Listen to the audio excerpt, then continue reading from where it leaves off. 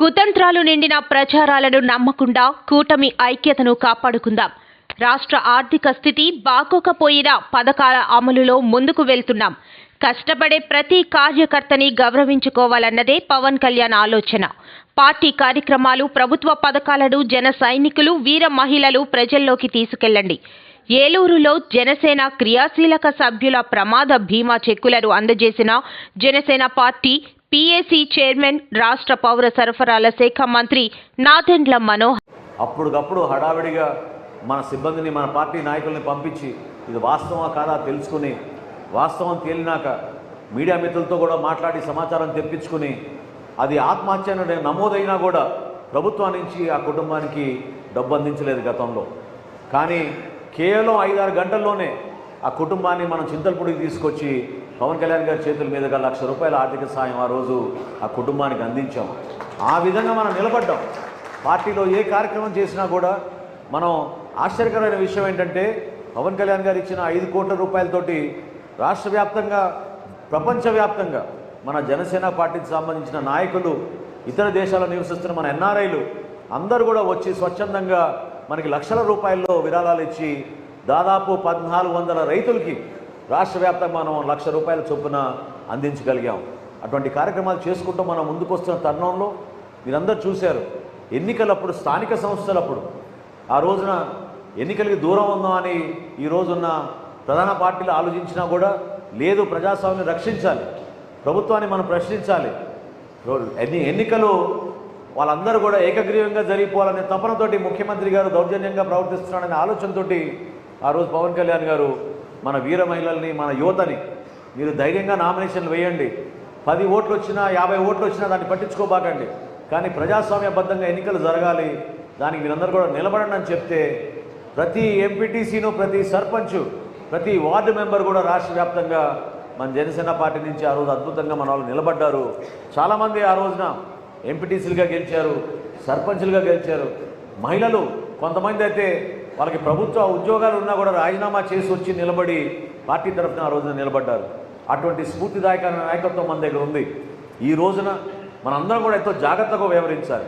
ఎందుకంటే కూటమి ప్రభుత్వంలో మన బాధ్యతలు ఒక పట్టుదలతోటి మనం ముందుకు తీసుకెళ్ళాలి. ఎంతో నష్టం జరిగింది మన రాష్ట్రానికి. 5 సంవత్సరాల్లో అంధకారంలోకి నెట్టేశారు. ఎక్కడ ఉన్నాం మన ఆంధ్రప్రదేశ్ అనే ప్రశ్న ప్రతి ఒక్కరూ అడిగే ఆలోచన. ఏమైపోయింది మనం చెప్పండి? ప్రధానమైన మన నగరాలు ఏలూరు కానివ్వండి, విజయవాడ కానివ్వండి, గుంటూరు కానివ్వండి, ఏవి కూడా అభివృద్ధి చెందలేదు. ఎక్కడ అభివృద్ధి చూపించగలిగే పరిస్థితి లేదు. ఒక్క పరిశ్రమ రాలేదు, ఉద్యోగ అవకాశాలు లేవు. అమరావతి లాంటి రాజధానిని వదిలేశారు. పోలవరం ప్రాజెక్టు ఏమైపోయింది చెప్పండి? మనందరికీ జీవనాడి అని చెప్పి భావించి ఒక నమ్మకంతో పోలవరం ప్రాజెక్ట్ని ఆ రోజు విభజన చట్టంలో పెట్టినప్పుడు విభజన చట్టంలో ఉన్న హామీని కూడా వైఎస్ఆర్సీపీ ప్రభుత్వం జగన్మోహన్ రెడ్డి గారి నాయకత్వంలో పూర్తి స్థాయిలో విస్మరించింది. ఆలోచించండి, ప్రభుత్వంలో మనం ఈరోజు ఉన్నందుకు ఎందుకు ఆ మాట అంటున్నానంటే, ప్రతి అడుగు కూడా మనం జాగ్రత్తగా వెయ్యాలి. ఉంటాయి సమస్యలు, మీ స్థాయిలో మీకు ఉంటాయి, గ్రామ స్థాయిలో ఉంటాయి, వార్డు స్థాయిలో ఉంటాయి. శాసనసభలో ఒక శాసనసభ్యుడిగా మా అందరికీ కూడా అదే సమస్యలు ఉంటాయి. పవన్ కళ్యాణ్ గారు కూడా ఆ సమస్యలు ఎదుర్కొంటున్నారు. ఎందుకంటే అందరినీ కలుపుకొని పోవాలి. భిన్నాభిప్రాయాలు ఉంటాయి, ఎవరి మనస్తత్వాలు వాళ్ళకు ఉంటాయి, రకరకాల ఆలోచనలు ఉన్నప్పుడు మన అందరం కూడా ఆలోచించింది ఒకటే, స్వార్థం కోసం కాదు మనం చేసింది ఈ ప్రయాణం, మన రాష్ట్రం కోసం, మన ప్రజల కోసం, మన దేశం కోసం. దానికే మనం జనసేన పార్టీ నుంచి అంకిత భావంతో ఈ కూటమిలో బలంగా నిలబడి పార్టీని, ప్రభుత్వాన్ని ముందుకు తీసుకెళ్లాల్సిన అవసరం, బాధ్యత మన అందరిపైన ఉంది. ఎందుకంటే నేను మాట చెప్తున్నాను మీ అందరికీ కూడా, కొంతమంది నామినేటెడ్ పదవుల్లో కానివ్వండి, మొన్న జరిగిన నీటి సంఘాల్లో కానివ్వండి, రాబోయే రోజుల్లో సొసైటీ ఎన్నికల్లో కానివ్వండి, మరింత నామినేటెడ్ పోస్టుల విషయంలో కానివ్వండి, ఎవ్వరు కూడా అధైర్యపడాల్సిన అవసరం లేదు. మీరు ఎట్టి పరిస్థితుల్లో కూడా మీకు న్యాయం జరుగుతున్న నమ్మకం మీలో ఉండాలి. ఎందుకంటే పవన్ కళ్యాణ్ గారు నిలబడేది మీలాంటి కార్యకర్తల కోసమే, మీలాంటి నాయకత్వం కోసమే. ఏ కార్యక్రమం చేసినా కూడా ఎప్పుడు కూడా నేను ఇదే చెప్తున్నా మీకు, ఎప్పుడైనా సరే ఏ కార్యక్రమం చేసినా కూడా వేదిక పైన ఎంతమంది కూర్చున్నాను ముఖ్యమని కాదు, మీరు ముఖ్యం. జన సైనికులుగా, వీర మహిళలుగా మీరు చేసిన కార్యక్రమం ముఖ్యం. మీరు ఒక అంకిత భావంతో పనిచేస్తారు, స్వార్థం లేకుండా పనిచేస్తారు. పార్టీ కార్యక్రమం ఎక్కడున్నా కూడా మీరు తరలి వస్తారు. అదే మన పార్టీని ముందు తీసుకొచ్చింది. అది ఎప్పుడు కూడా మర్చిపోం. జిల్లాల వారీగా, నియోజకవర్గాల వారీగా ఒక్కొక్క సందర్భంలో కులాల వారీగా కూడా మనం సామాజిక కోణం నుంచి చూసి అడ్జస్ట్ చేయాల్సిన అవసరం ఉంటుంది. కాబట్టి ఒకేసారి అందరినీ అడ్జస్ట్ చేసుకోలేకపోతున్నాం. నిదానంగా విడతల వారీగా అందరికీ అవకాశం ఇచ్చేటట్టు మన పార్టీ అధ్యక్షుడు పవన్ కళ్యాణ్ గారు ఖచ్చితంగా కార్యక్రమం చేస్తారు. ఈ రోజున ఆయన ఎంత ఆదర్శవంతంగా ఉన్నారో మీరు చూడండి. గతంలో గ్రామ సభలు ఎప్పుడైనా నిర్వహించారా? పంచాయతీ నిధులు ఎప్పుడైనా ప్రభుత్వం నిజాయితీగా వాళ్ళ గ్రామ అభివృద్ధి కోసమే వాడిందా చెప్పండి? 5 సంవత్సరాలు దారి మళ్ళించారు. నిధులు క్షేత్రస్థాయిలో కేటాయించలేదు. కానీ పవన్ కళ్యాణ్ గారు మాత్రం ఆ తప్పు చేయలేదు. జెండా పండుగ వచ్చినప్పుడు మొట్టమొదటిసారి గతంలో ఇచ్చిన 1500 రూపాయలని 10,000, 15,000 రూపాయలు పెంచి ప్రతి పంచాయతీలో కూడా అద్భుతంగా కార్యక్రమం చేసుకోమని పార్టీలకు అతీతంగా చేశారు.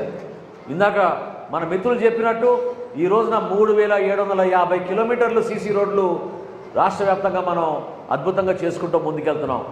ఏలూరు జిల్లాలో ఇందాక నేను సమీక్షించినప్పుడు డిఆర్సీలో 80% పూర్తి అయిపోయినాయి. మిగిలిన 20% ఈ నెలాఖరుకల్లా పూర్తి చేస్తామని అధికారులు హామీ ఇచ్చారు. ఆ విధంగా మనం ముందుకెళ్తున్నాం. పార్టీలకు అతీతంగా మనం అభివృద్ధి చేసుకుంటూ వెళ్తున్నాం. సంక్షేమం విషయంలో ఎప్పుడైనా ఊహించారా?